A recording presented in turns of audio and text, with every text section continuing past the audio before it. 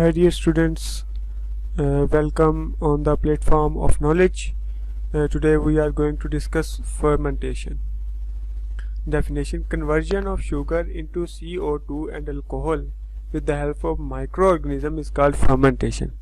अब carbon dioxide और alcohol को बनाना माइक्रोऑर्गेनिज्म का इस्तेमाल करके फर्मेंटेशन कहलाता है।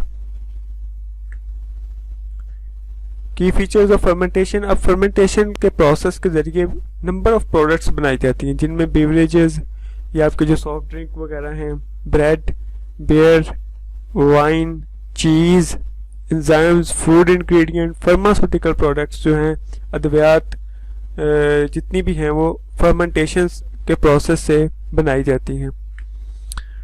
उसके अलावा जो है ये इन्वायरमेंट को पोल्यूशन फ्री बनाने के लिए भी माइक्रो ऑर्गेनिजम्स अहम किरदार अदा करते हैं। फिर फूड इंडस्ट्री में इसका बहुत ज़्यादा इसकी एप्लीकेशंस हैं, जैसे फर्मेंटेड फूड्स, अचार वगैरह है, जैम्स वगैरह हैं। फिर डेयरी प्रोडक्ट्स में लैक्टोबैसिली बैक्टीरिया को इस्तेमाल करते हुए दही बनाया जाता है। इसी तरह यीस्ट को अल्कोहलिक बेवरेजेस बनाने के लिए इस्तेमाल किया जाता है।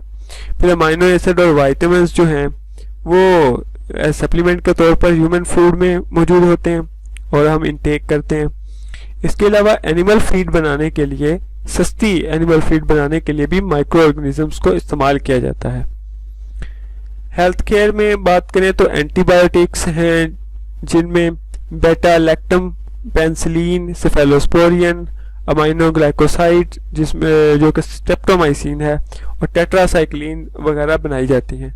एंटीबायोटिक्स ऐसी अद्वियात होती हैं जिनसे बैक्टीरिया को इनहिबिट किया जाता है, मतलब बैक्टीरिया की ग्रोथ को, या फिर किल कर दिया जाता है। एक होती है बैक्टीरियोस्टैटिक। बैक्टीरियोस्टैटिक ऐसी एंटीबायोटिक होती है जो बैक्टीरिया की ग्रोथ को इनहिबिट कर देती है। लेकिन एक होती है बैक्टीरियोसाइडल। अब बैक्टीरियोसाइडल जो होती है वो वैसे ही किल कर देती है बैक्टीरिया को। इसके बाद हैं स्टीरॉयड और वैक्सीन्स जो हैं वो भी फर्मेंटेशन के प्रोसेस से बनाई जाती हैं। फिर इंसुलिन, इंटरफेरॉन और ह्यूमन ग्रोथ हार्मोन वगैरह भी प्रोड्यूस किए जाते हैं माइक्रो ऑर्गेनिजम्स को इस्तेमाल करते हुए। माइक्रोबियल एंजाइम फूड प्रोडक्ट्स बहुत सारे जो हैं वो माइक्रो ऑर्गेनिज्म को यूज़ करते हुए बनाए जाते हैं। उसके अलावा नॉन फूड प्रोडक्ट्स में एंजाइम्स जो हैं वो जैसे प्रोटीएज और अमाइलेज वगैरह बनाए जाते हैं।